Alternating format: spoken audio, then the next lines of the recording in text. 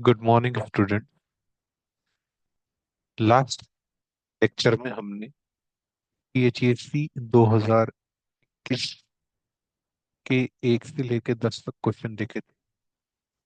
जो एग्जाम नवंबर 2021 में हुआ था, ये हम 1 से 10 क्वेश्चन कर चुके हैं। आज हम क्वेश्चन नंबर 11 पे स्टार्ट करते हैं। ठीक है, तो 11th क्वेश्चन आपके पास आया था। The whole coefficient, the whole coefficient, whole coefficient को डिनोट करते हैं आर एच से। R H of a substance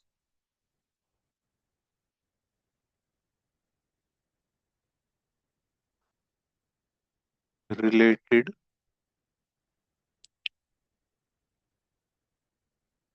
with the mobility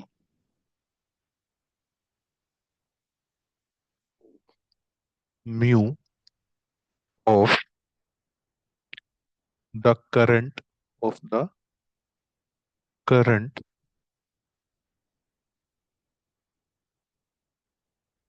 carrying particle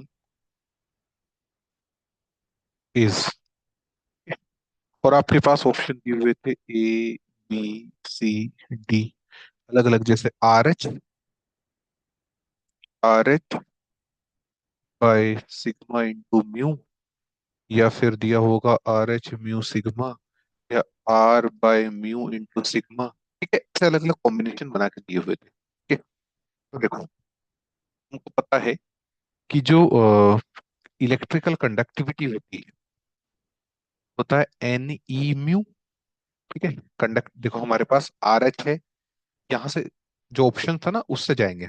option में हमारे पास आर एच था, म्यू था, सिग्मा था। तो हमें सिग्मा और म्यू के बीच में कोई रिलेशन ढूंढनी थी। तो हमें पता है sigma is equal to N E mu. Sigma, अब देखो, हमको आर एच पता होता है, आर एच होता है 1/n E.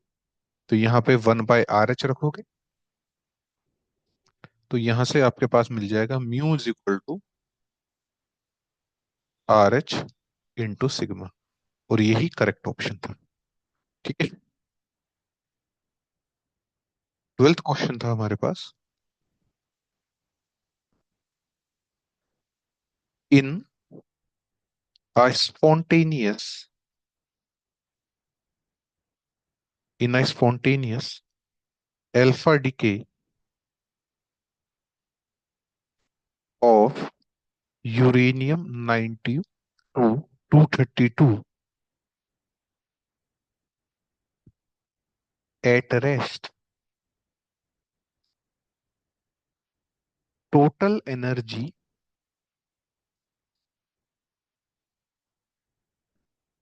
released in reaction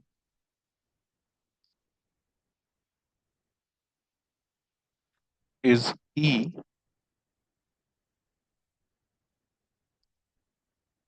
the amount of energy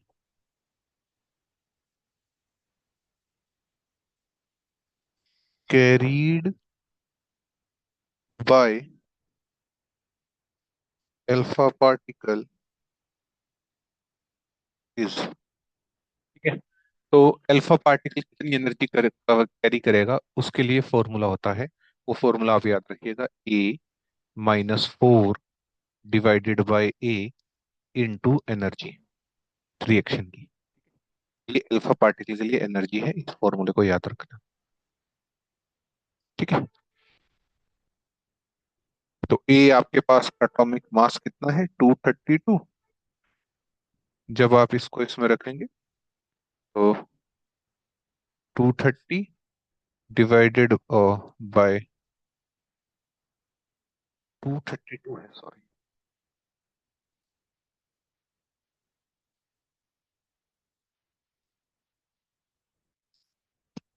तो 232 - 4, 228, एंड 232। तो इसको अगर 4 से करें तो 4, 20, 28 और 8, 57 इंटू ई, 57/58 ई। तो जो अल्फा है, एनर्जी वो कैरी करेगा 57/58 ई। तो ऑलमोस्ट, ठीक है, सारी एनर्जी अल्फा पार्टिकल कैरी कर लेता है। तो नेक्स्ट क्वेश्चन पे चलते हैं। Question number 13। क्वेश्चन नंबर 13 आपको गिवन था।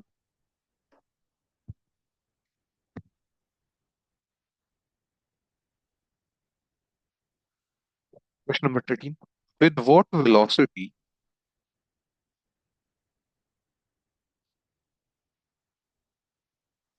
with what velocity should an electron move so that its mass increases by 66.6% compared to its rest mass? और रेस्ट मास है हमारे पास m0। तो मास कितना बढ़ गया? 66.6% बढ़ गया। तो 66.6% कितना होता है? 2/3।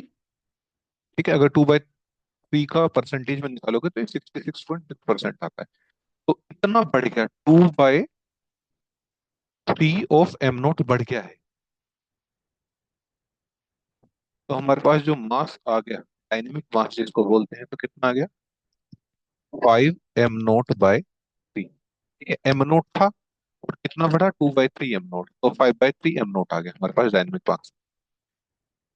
हमारे पास एक रिलेशन होती है डायनेमिक मास में और रेस्ट मास में, जब v वेलोसिटी से मूव कर रहा हो जो कि अप्रोचेबल टू c हो। के लिए फॉर्मूला होता है m=m0/√1 - v² / c²। डायनेमिक मास होता है गामा टाइम्स m0। ठीक है, और गामा की वैल्यू होती है हमारे पास, जैसे कि आपको पता है, √1 - v² / c²। तो यहाँ पे रखेंगे डायनेमिक मास की वैल्यू, रखेंगे m0/3 into m0 divided by 1 - v² / c²। m0 से m0 कैंसिल आउट होगा। इसको रीअरेंज करेंगे तो 1 - v² / c², 3/5। स्क्वायरिंग करेंगे तो 1 - v² / c², 9/25। v² / c² is equal to 1, इधर 9, ये इधर आएगा और ये इधर जाएगा, तो 16/25 बचेगा। हमारे पास आ जाएगा 4/5। ठीक है, अंडर रूट लेंगे ऑब्वियसली, और प्लस माइनस आया आता है अंडर रूट के बाद, लेकिन वेलोसिटी एज एब्सोल्यूट टर्म में हम निकालते हैं। तो वेलोसिटी या स्पीड बोले तो वो नेगेटिव नहीं हो सकती, इसलिए नेगेटिव को कंसिडर नहीं करेंगे यहाँ। हमारे पास 4/5 टाइम्स ऑफ सी आ गया। तो इतनी वेलोसिटी होगी उस इलेक्ट्रॉन की, तब जाके उसका मास 66.6% बढ़ जाएगा।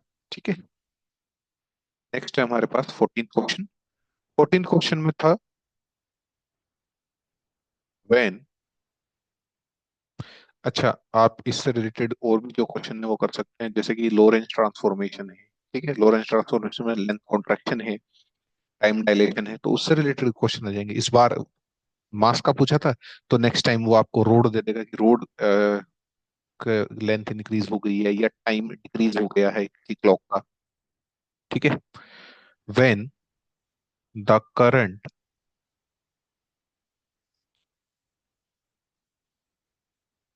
flowing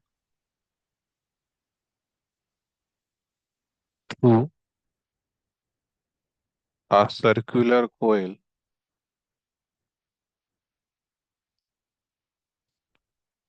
is doubled and the number of times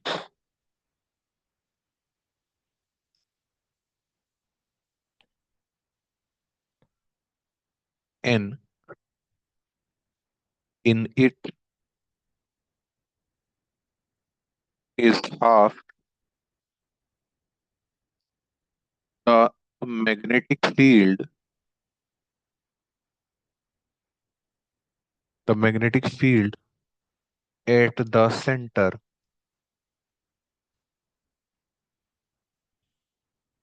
comes। ठीक है। तो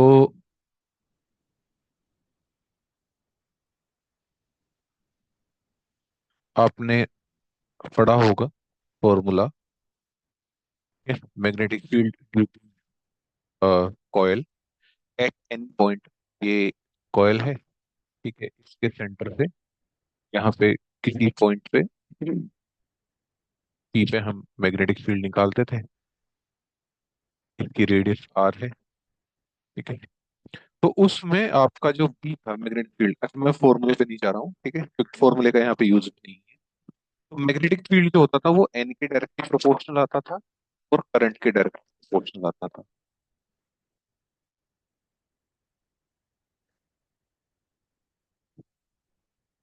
तो अगर नंबर ऑफ टर्न हाफ हुए हैं तो मैग्नेटिक फील्ड भी हाफ हो जाएगा, और डबल हुए तो मैग्नेटिक फील्ड भी डबल हो जाएगा, ठीक है।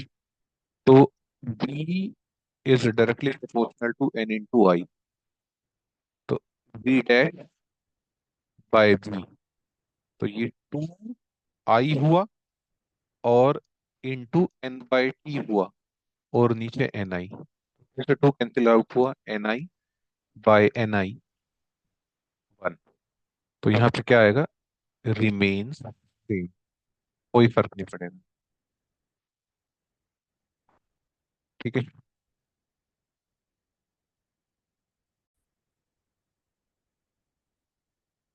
अगर आपको मैग्नेटिक फील्ड, ठीक है, वैसे तो जरूरत नहीं है यहाँ पे, लेकिन अगर मैं लिखाऊं तो B is equal to mu naught N I into radius R का स्क्वायर डिवाइडेड बाय टू। अगर इस डिस्टेंस को हम x मान लें, ठीक है, उस कॉइल से,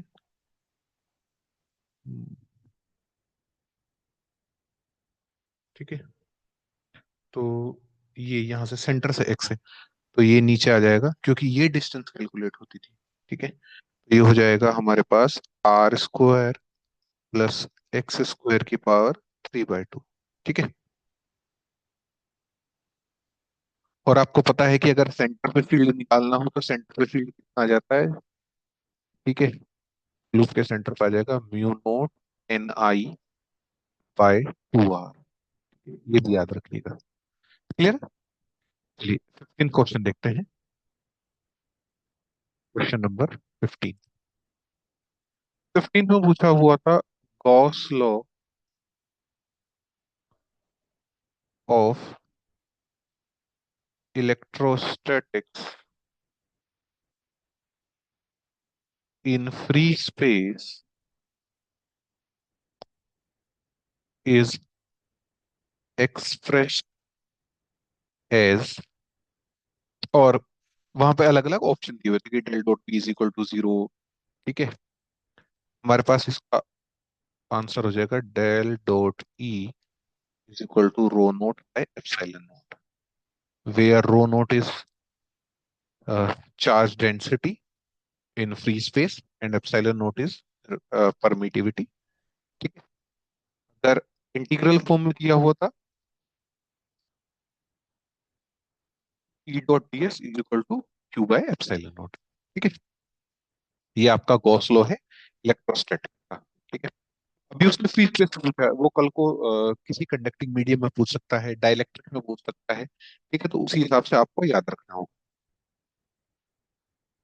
गोस लॉ इन इलेक्ट्रोस्टैटिक पूछा है, गोस लॉ इन मैग्नेटोस्टैटिक्स पूछ सकता है, एम्पियर सर्किट लॉ पूछ सकता है, ठीक है, मॉडिफाइड एम्पियर लॉ पूछ सकता है। तो मैक्सवेल इक्वेशन जो भी चारों हैं अच्छे से पढ़ लीजिएगा अलग अलग मीडियम में। 16 क्वेश्चन देखते हैं। 16 क्वेश्चन पूछ रहा है द एनर्जी बैंड गैप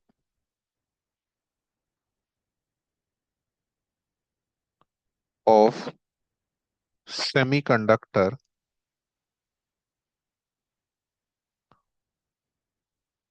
ठीक है। फिर नीचे ऑप्शन दिए हुए थे कि एनर्जी बैंड गैप, टेम्परेचर पे डिपेंडेंसी पूछ रहा था बेसिकली। तो अलग अलग ऑप्शन दिए हुए थे, ठीक है। तो उसका जो करेक्ट ऑप्शन था वो था मतलब वो टेम्परेचर पे डिपेंडेंस बोल रहा है कि टेम्परेचर के साथ सेम रहेगा, टेम्परेचर के साथ डिक्रीज करेगा या टेम्परेचर के साथ इंक्रीज करेगा, ठीक है। तो आपको पता है कि एनर्जी बैंड सेमीकंडक्टर का क्या करता है, कि decreases with increase in absolute temperature. 17 question देखते हैं। 17 क्वेश्चन में आपके पास था the density of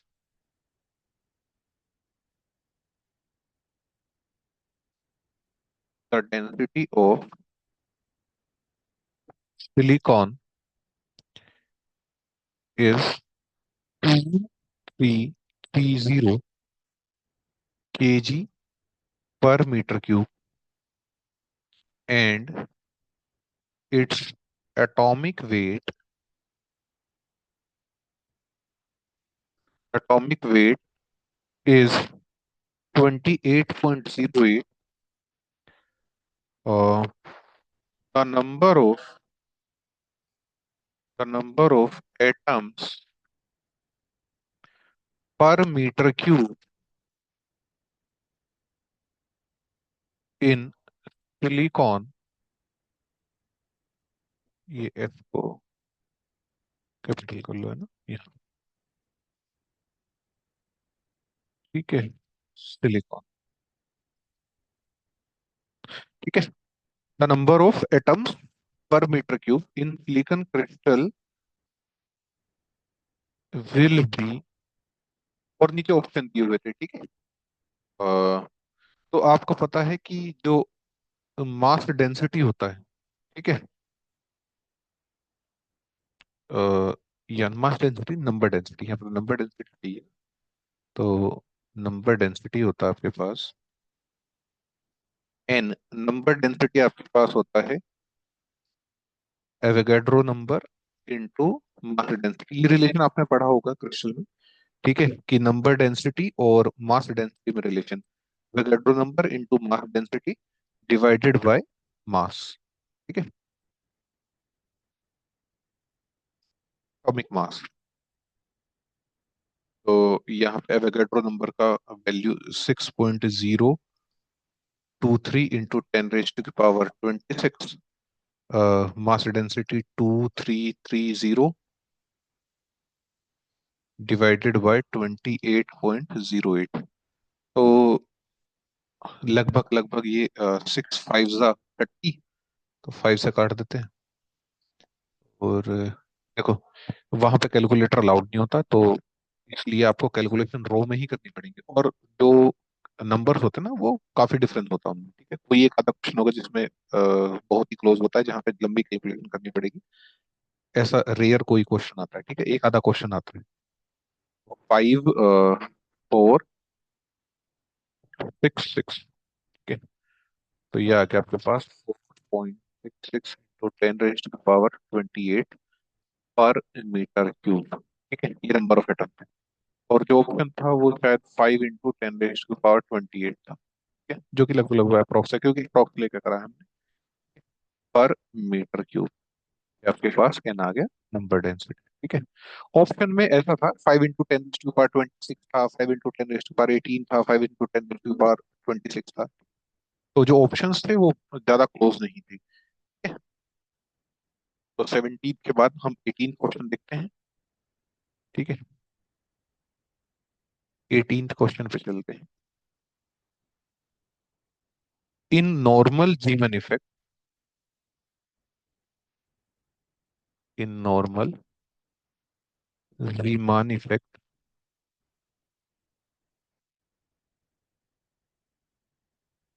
experiment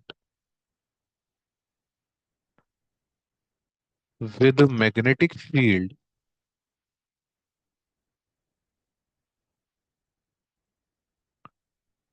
0.3 Tesla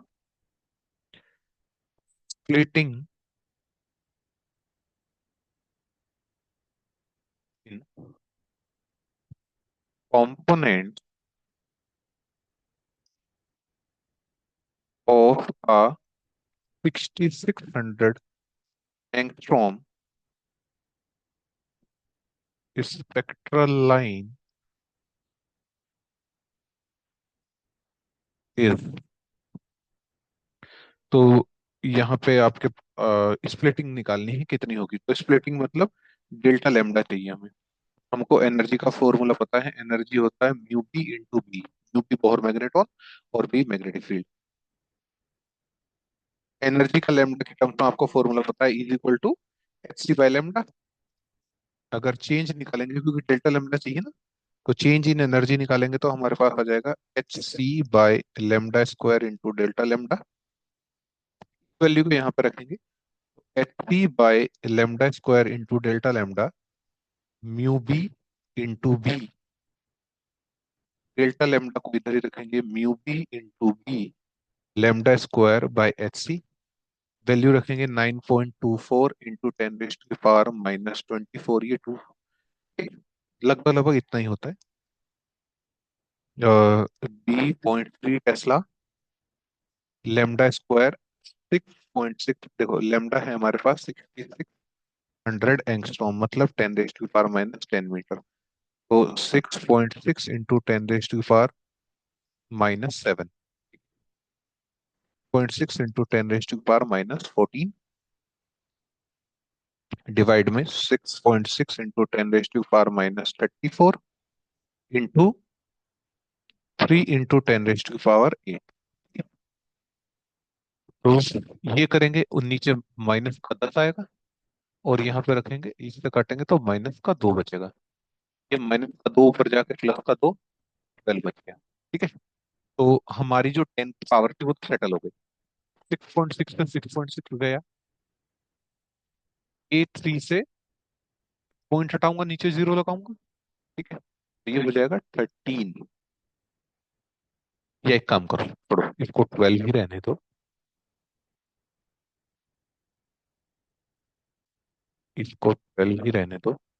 0.3 था ना, तो 0.3 को 10 मान लो, तो ये 3 हो गया और इस 3 से 3 कैंसिल हो गया। तो हमारे पास आ गया 6.6 into 10 raise to the power -12 metre. Delta lambda splitting आ गई। और ऑप्शन में शायद जो दिया हुआ था स्प्लिटिंग, वो दी हुई थी 6 into 10 raise to the power -12 metre. ठीक है, तो लगभग लगभग कितने का, बाकी के 10 रेज टू द पावर -10 था, -8 था, -7 था, मतलब बहुत ज्यादा डिफरेंस रहता है। ठीक है, नेक्स्ट क्वेश्चन देखते हैं। Question number 19। और नेक्स्ट क्वेश्चन था, the ratio of intensities, the ratio of intensities of D1 and D2 line of sodium at high temperature will be। तो आपको पता है D1 लाइन कैसी होती है, D1 लाइन आपकी होती है P हाफ से S हाफ, और D2 लाइन होती है P3/2 टू S हाफ। तो आपको इंटेंसिटी का पता है रेशियो, I1/I2 कितना होता है ये, जे जे पे डिपेंड करता है। हायर जे वैल्यू लेंगे तो J1 + 1/2 J2 + 1, तो ये आ जाएगा 2 ½ P/2 + 1। तो ये हो जाएगा 2 1 2 डिवाइडेड बाय 4, तो 1/2। तो I1 और I2 हो जाएगा 1:D1 D2। इसके लिए J2 वैल्यू ये और J1 वैल्यू ये, तो ठीक है, जहां से ट्रांजिशन हो रहा है उस वैल्यू में, ठीक है। क्वेश्चन नंबर 20, अगर कहीं भी कोई डाउट आए तो आप पूछ सकते हैं, मैं उस क्वेश्चन को दोबारा एक्सप्लेन कर दूँ, ठीक है। डाउट मत रखना अपने माइंड में, ठीक है। तो नेक्स्ट क्वेश्चन है हमारे पास, in ionic crystal, in ionic crystal electrical conductivity,